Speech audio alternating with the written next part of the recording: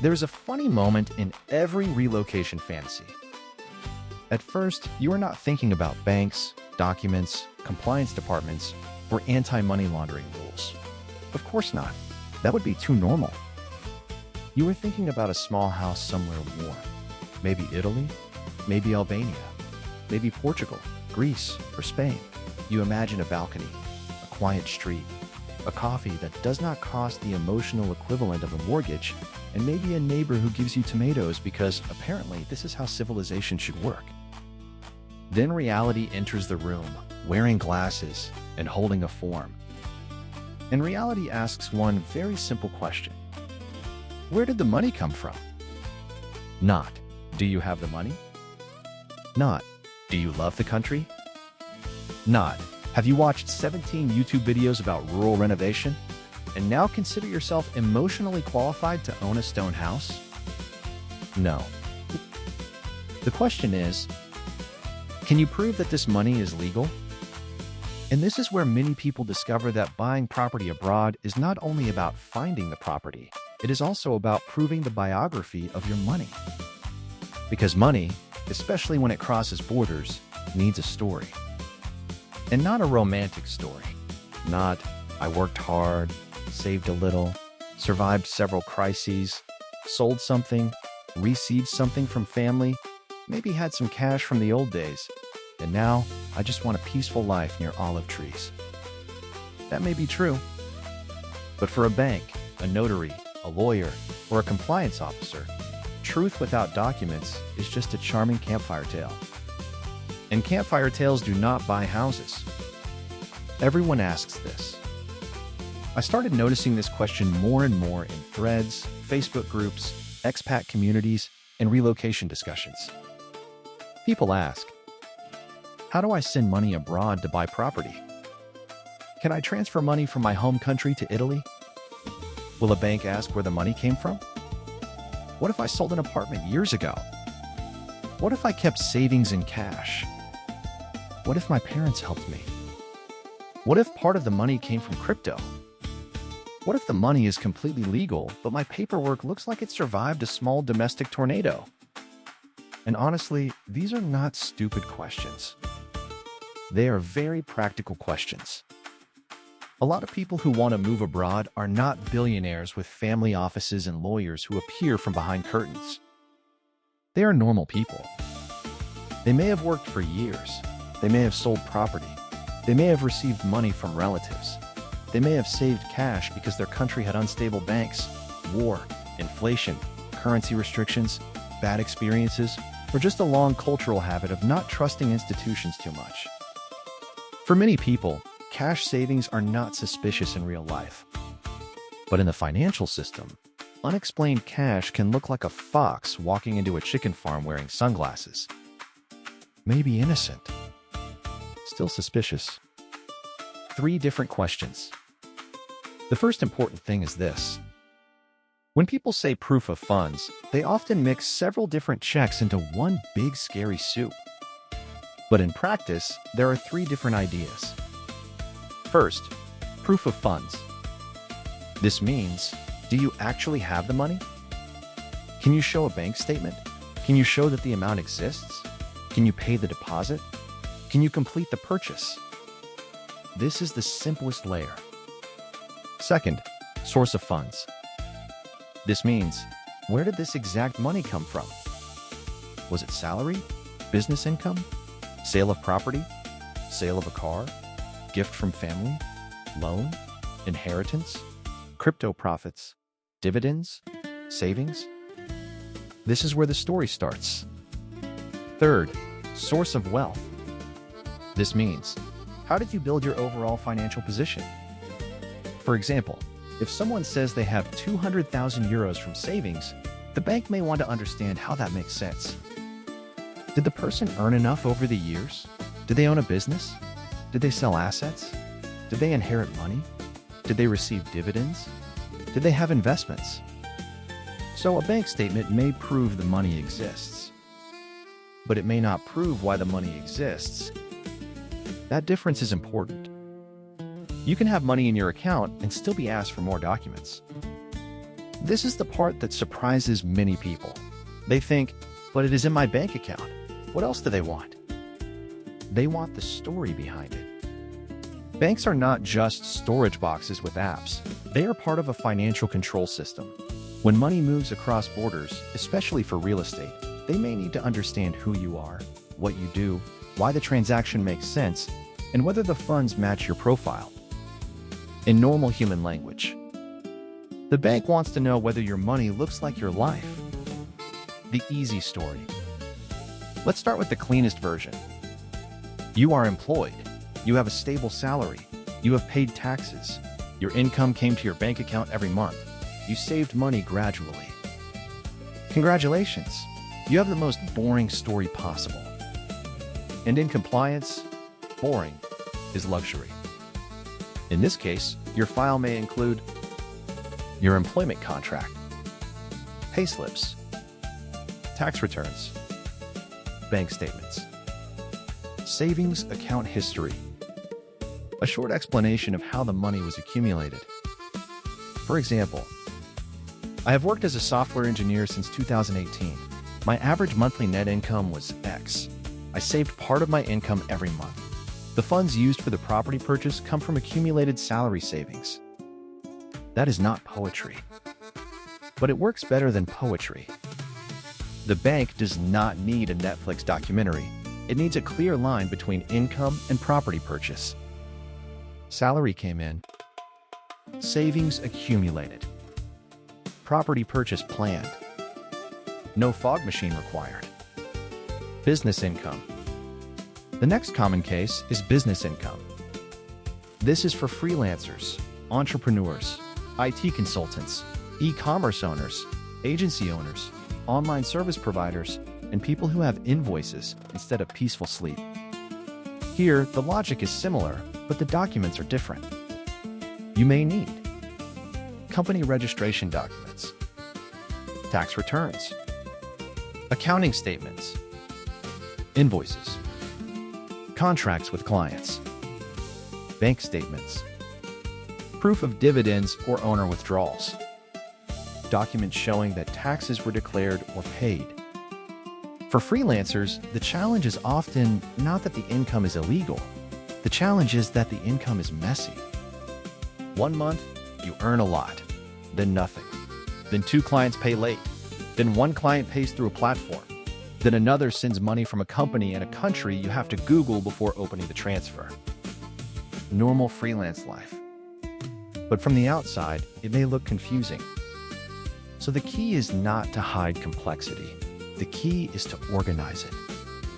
Do not tell the bank, I am a freelancer. You know how it is. The bank does not know how it is.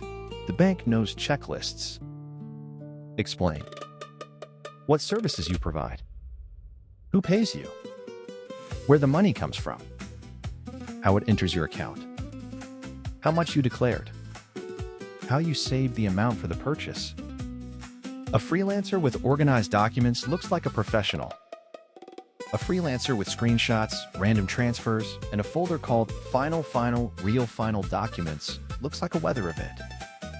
Old cash savings. Now we arrive at the spicy shelf. Old cash savings. This is very common in Eastern Europe, the Balkans, post-Soviet countries, and many places where people learned, sometimes painfully, that banks can fail, currencies can collapse, governments can surprise you, and the mattress sometimes has better customer service. So someone may say, I saved cash for 10 years. Or, I sold something years ago and kept the money at home. Or, my family always kept savings in dollars or euros. This may be completely true. But the problem is that cash loses its paper trail very easily. Bank money leaves footprints. Cash walks through the forest barefoot. So what can help? Old contracts. Property sale documents. Tax declarations. Bank withdrawal records. Currency exchange receipts. Old deposit document. Proof of regular income during the years when the cash was saved. Customs declarations. if money physically crossed borders and such declaration was required. A written explanation. The goal is not to magically make cash simple. The goal is to reconstruct the story as much as possible. For example, I had official income between 2015 and 2022. Part of the income was withdrawn in cash because of currency instability and personal safety concerns. The accumulated cash was later deposited into my account before the planned property purchase. Supporting documents include tax declarations, historical bank statements, and employment records. Will this always be accepted? No. Different banks have different risk policies. Some banks may accept a well-documented explanation. Some may not want to deal with old cash at all. Some may ask for more evidence. Some may politely turn into a wall. But a structured explanation is always better than, "It was under the sofa. The sofa was trustworthy." Property sold before. Another common scenario. You sold property years ago. Maybe an apartment in Ukraine. Maybe land. Maybe a garage. Maybe a house inherited from family. And now you want to use that money to buy property abroad. This can be a strong source of funds, but only if the documents connect the dots. You may need sale and purchase agreement, notary documents, land or property registry extract, proof that you own the property, proof that the buyer paid, bank statement showing the payment if it came by bank, tax documents from the sale, currency exchange records if the money was converted, explanation of what happened to the money after the sale. Here's the tricky part. If you sold a property in 2018 and now, in 2026, you want to use the money, the bank may ask, "Where was the money between 2018 and 2026? Was it in a bank? Was it in cash? Was it invested? Was it converted into another currency? Was it moved between accounts?" A property sale document from 8 years ago is useful, but it may not be enough. The bank wants continuity. Not perfect continuity because life is not an Excel spreadsheet, but enough continuity to believe the story. A good explanation might be, "I sold my apartment in 2018. The sale was documented by a notary. Part of the proceeds was received by bank transfer and part was held in cash. During the following years, the funds were kept as personal savings due to unstable local conditions. Before purchasing property abroad, I deposited the money into my bank account." Attached are the sale agreement, registry documents, tax documents, historical income records, and bank deposit records. Again, not guaranteed, but much stronger than, "I sold a flat once. Trust me, it had walls." Family gift. Family help is another very common case. Parents help children. Relatives help each other. A family sells an asset and supports someone's relocation. In real life, this is normal. In banking life, family money still needs a passport. If your parents give you 30,000 euros to help buy a house, the bank may ask, "Who are they? Why are they giving you money? Where did they get the money? Was it a gift or a loan? Are there tax consequences? Can you prove the relationship?" Documents may include gift agreement, donor identification, proof of family relationship, bank transfer from donor to you, donor's source of funds documents, tax declaration or legal confirmation depending on the country, a written explanation. The big mistake is thinking that because the money comes from family, nobody will ask questions. Actually, family gifts can create more questions. Because now there are two stories. Your story and the donor's story. If your father gives you money from his salary savings, show that. If your mother gives you money from selling property, show the property sale. If relatives collect money from several people, be careful. That can become messy very quickly. A family gift should not look like a small crowd of mystery transfers. It should look like a documented gift from a clear person, with clear origin. Friend loan. Now, let's talk about loans from friends. This is where many plans begin to sweat. A real loan can be legitimate, but it needs structure. A loan agreement. Repayment terms. Interest terms, if applicable. Proof of lender identity. Proof of lender source of funds. Bank transfer. Tax or legal advice. The problem is that fake loans are often used as a costume for unexplained money. Banks know this. Compliance people have seen this movie. They did not enjoy the sequel. So if you say, "My friend lent me 50,000 euros," the next question is, why? Then, where did your friend get it? Then, when will you repay it? Then, why would this friend finance your property purchase abroad? A loan from a friend is not impossible, but it is not a magic hat. If the loan is real, document it properly before money moves. If the loan is fake, do not build your future house on a lie with a spreadsheet roof. That roof leaks. Inheritance money. Inheritance can be one of the strongest explanations, if documented. Typical documents may include death certificate, inheritance certificate, court or notary documents, proof of assets inherited, bank statements, property sale documents, if inherited property was sold, tax documents, translation and legalization, if required. The challenge with inheritance is often time and bureaucracy. Maybe the inheritance happened years ago. Maybe the documents are in another language. Maybe the property was inherited, then sold, then converted into cash. So again, the job is to build a chain. Inherited asset. Sale or transfer. Money received. Money kept or invested. Money used for purchase. Think of it like a bridge. The bank does not need to love your bridge, but it needs to see that the bridge exists. Crypto profits. Crypto is a special animal. On one hand, blockchain has records. On the other hand, banks do not want to become detectives in a neon casino. If your property money comes from crypto, you may need exchange statements, transaction history, proof of wallet ownership, records of when crypto was bought, records of when crypto was sold, fiat withdrawal records, bank statements showing money arriving from a regulated exchange, tax declarations, explanation of trading or investment activity. The weakest version is, "I made money in crypto." That is not enough.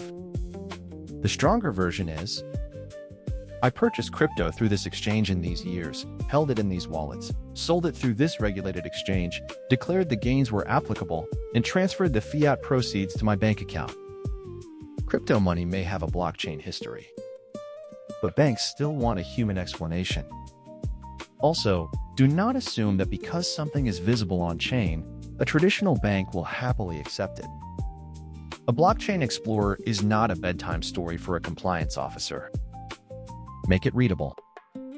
Make it structured. Make it boring. Again, boring is luxury. Mixed money. Now let's discuss the most realistic case.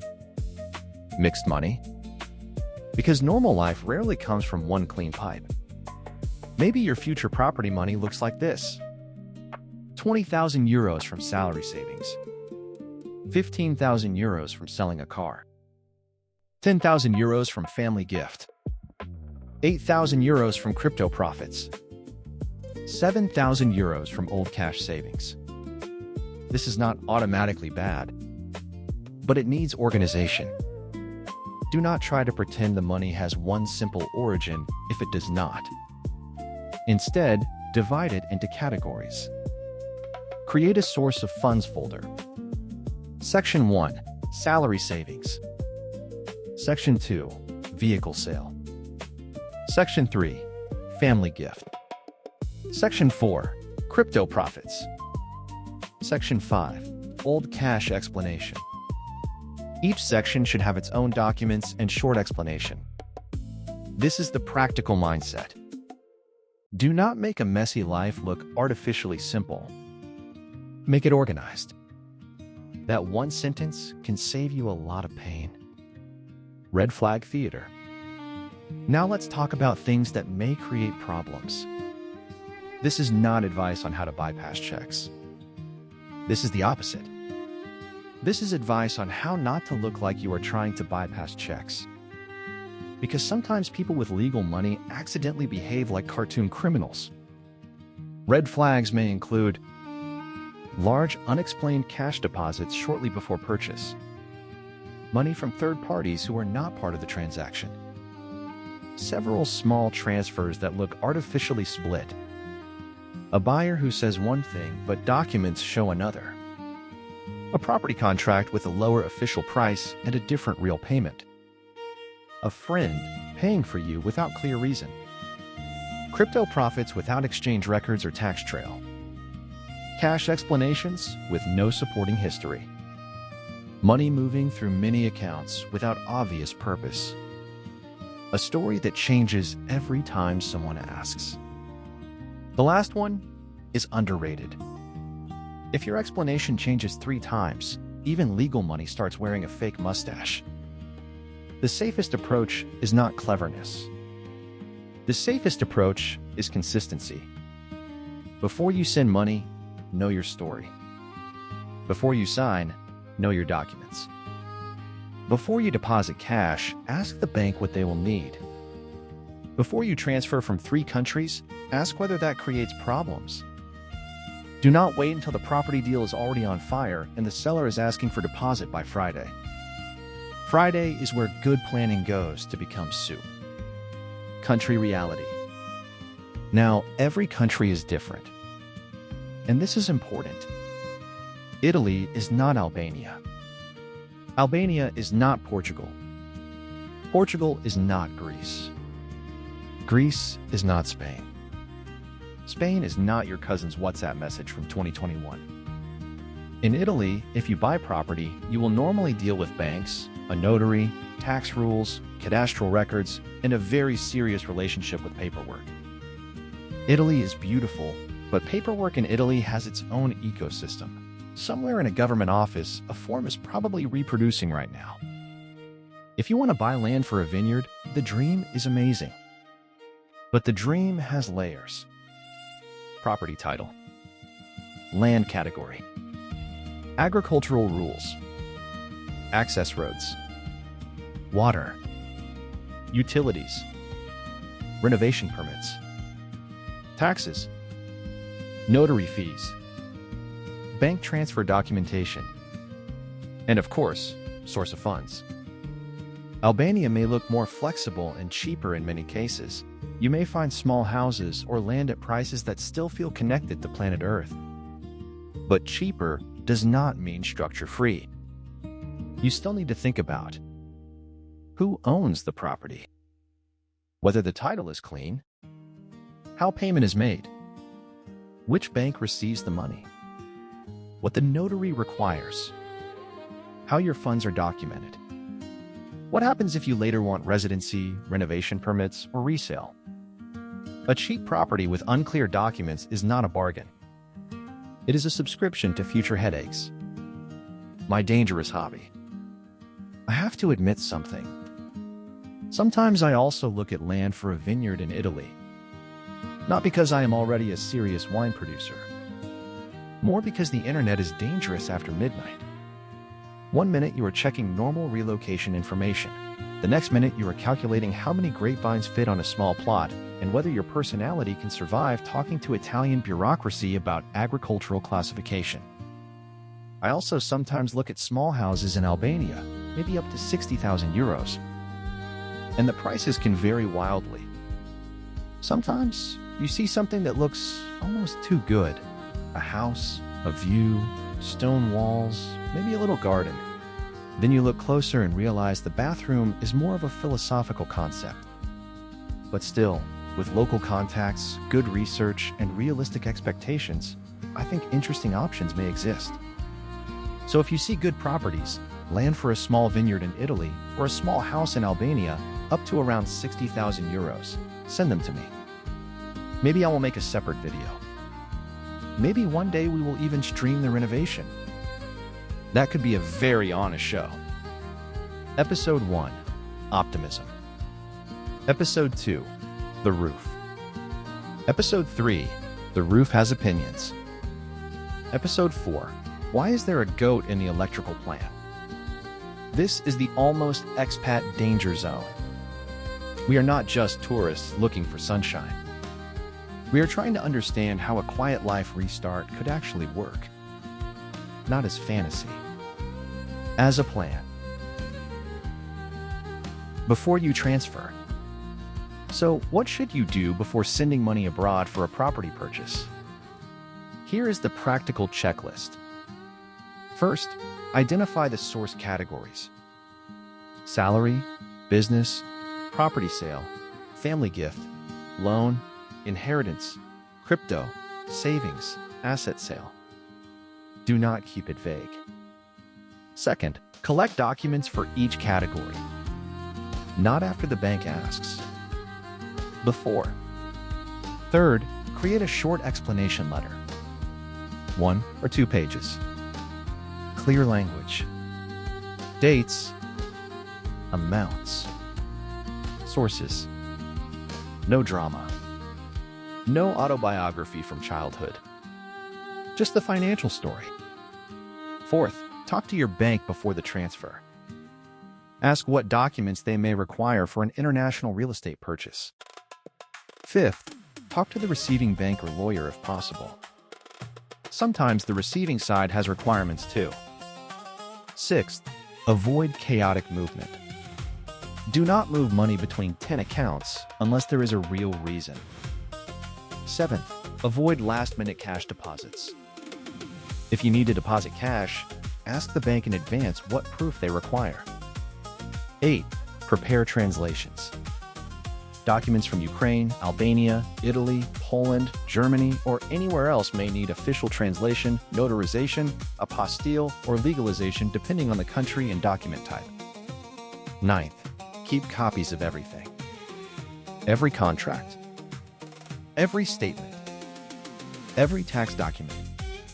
Every transfer confirmation. Every explanation. 10th, do not rely on "some guy said it works." Some guy will not be at the bank with you when compliance asks for documents. Some guy will be unavailable, probably renovating his own disaster house. Explanation letter. A good explanation letter can help because it turns a pile of documents into a story. It might include who you are, what you do, what property you want to buy, how much money is involved, where the money came from, which documents support each source, how the money moved from origin to your account, why the transaction makes sense. For example, the funds for the planned property purchase come from accumulated salary savings, sale of a vehicle, and a family gift from my parents. Salary savings are supported by employment records, tax declarations, and bank statements. The vehicle sale is supported by the sale agreement and bank transfer. The family gift is supported by a gift agreement, donor bank statement, and proof of the donor's income. That is clear. That is structured. That is not exciting.